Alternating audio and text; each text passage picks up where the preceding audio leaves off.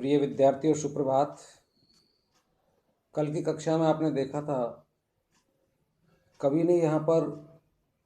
घर की याद कविता के अंतर्गत मैंने आपको बताया था कि कवि जेल में रहते हुए अपने घर की याद करता है और याद करते करते वो ये कहता है, जो बरसात हो रही है, चारों तरफ पानी भरा हुआ है, घर पानी में तैर रहा है, ऐसा उसे अपनी स्मृति में या अपने स्वप्न या कल्पना लोक में वो देख रहा है। तो वो सावन को पुकारता है कि हे सावन, तुम घर जाओ और घर जा कर के मेरे परिजनों से, मेरे माता से, पिता से, भाई बहनों से ये कहो कि हे सजीले हरे सावन, है कि मेरे पुण्य पावन, तुम बरस लो वे न बरसें, पांचवे को वे न तरसें। कि तुम जा कर के उनसे घर जा कर के मेरे माता पिता से कहो हे कि तुम बरस लो, यानी तुम चाहे जितना बरस लो, दिन भर बरसात हो, चारों तरफ पानी पानी भरा हुआ हो, लेकिन उनसे जाके कहना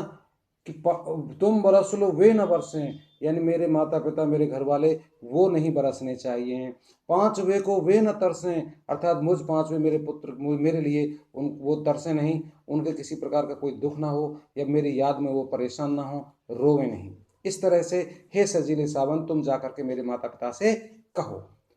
आगे कहता है कि मैं मजे में हूँ सही है, घर नहीं हूँ बस यही है, किंतु यह सब बड़ा बस है, इसी बस में सब रस है। कवि कहता है सावन से कि आप जाके कहना कि मैं मजे में हूँ, ये बात सही है, ठीक है, मुझे कोई आपत्ति नहीं है, मैं जेल में हूँ तो भी मैं अपने आप में खुश हूँ। घर नहीं हूँ बस यही है, मैं घर पर नहीं हूँ बस इतना है, बाकी मैं मजे से अपना जीवन जी रहा हूँ। किंतु यह बस बड़ा बस है, किंतु ये बस यानी कि जो मैं घर पर नहीं हूँ, यही सबसे बड़ी समस्या है। इसी बस में सब विरस है, इसी रस में हम सब विरस हैं, अर्थात रस से हीन है, दुखी हैं। कल के कालांश में आपने ये यहाँ तक पढ़ा था। यहाँ से आगे देखिए कवि किस तरह से कहता है उस सावन से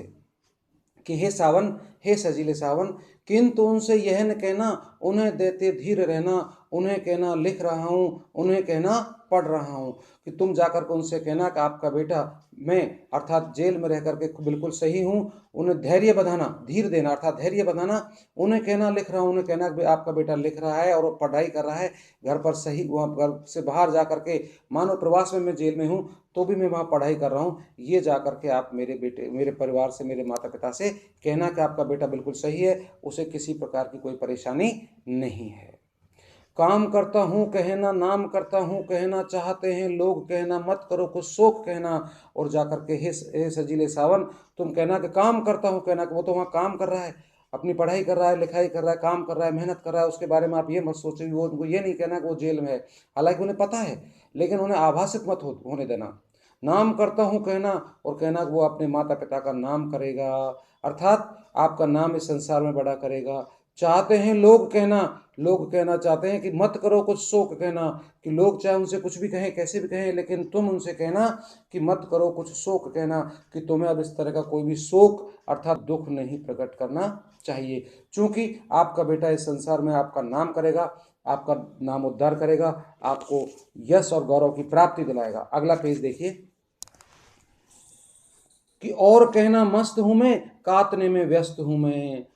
वजन 70 शेर मेरा और भोजन ढेर से मेरा। वो कहता है कि वही गांधीवादी विचारधारा को इस पंक्ति में व्यक्त करता है कि और कहना मस्त हूं मैं, अर्थात कहना कि मैं बिल्कुल मस्त हूं, मेरे को किसी तरह कोई परेशानी नहीं है। कातने में व्यस्त हूं मैं, अर्थात सूत कातने में यानी मेहनत करने में, यानी गांधीवादी विचारधारा सहिष्णुता या सहनशीलता और अहिंसात्मक स्वरूप को यह दर्शाता है कवि। कि वजन 70 शेर मेरा और भोजन ढेर मेरा, कहना कि मेरा वजन भी अब 70 किलो हो चुका है, अर्थात मैं खूब मोटा ताजा हूँ, और भोजन ढेर मेरा, और ढेर सारा भोजन मैं करता हूँ, मुझे कोई परेशानी नहीं है।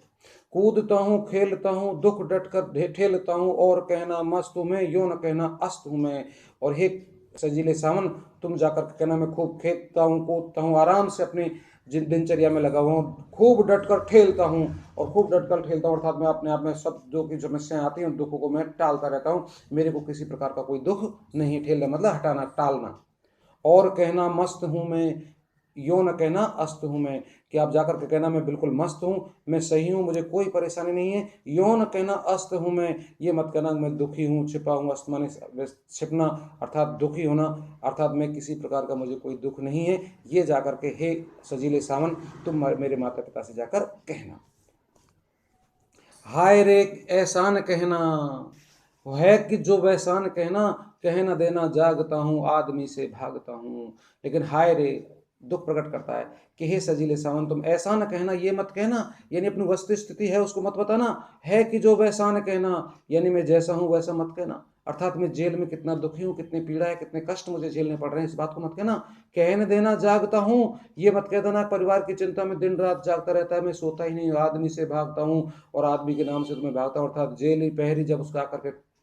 पीटते हैं, कूटते हैं, परेशान करते हैं, उससे और कुछ सच उगलवाने की बात करते हैं, इन बातों को जाकर के तुम उनसे मत कहना।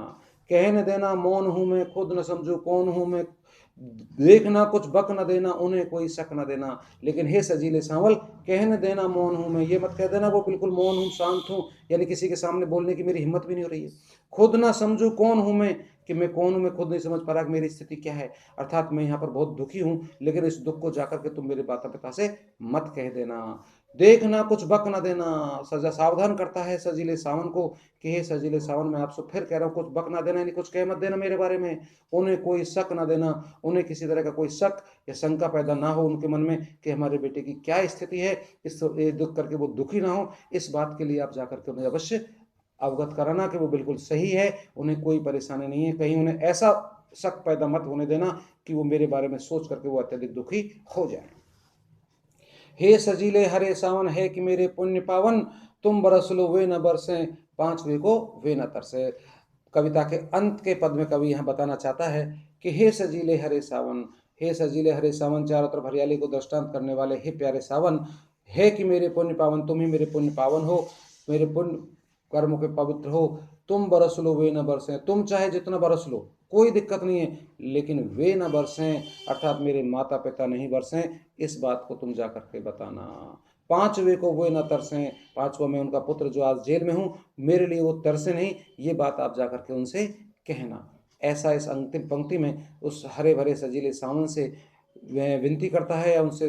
व्यक्त करता है अपनी भावनाओं को कि आप जाकर के मेरे परिवार को, मेरे माता पिता को ये सब सारी बातें बताएं, वो मेरे बारे में किसी तरह की चिंता ना करें, मैं अपनी जगह पे हूँ, जहाँ हूँ, जैसा हूँ, बिल्कुल सही हूँ, मेरे बारे में वो कोई चिंता नहीं करें, ऐसा संदेश आप उनसे जाकर के कहना। तो इस तरह से कवि ने यहाँ पर अपने मन की पीड़ा को अपने माता पिता तक पहुँचाने के लिए और उन्हें सुखपूर्ण अपने जीवन जीने के लिए संदेश एक सजीले सावन के माध्यम से भेजना चाहता है। यहाँ पर कवि का ये संदेश है माता पिता के लिए। इस तरह आपका ये आज पाठ समाप्त होता है। कल अगले लेसन पर लेंगे, तब तक के लिए धन्यवाद।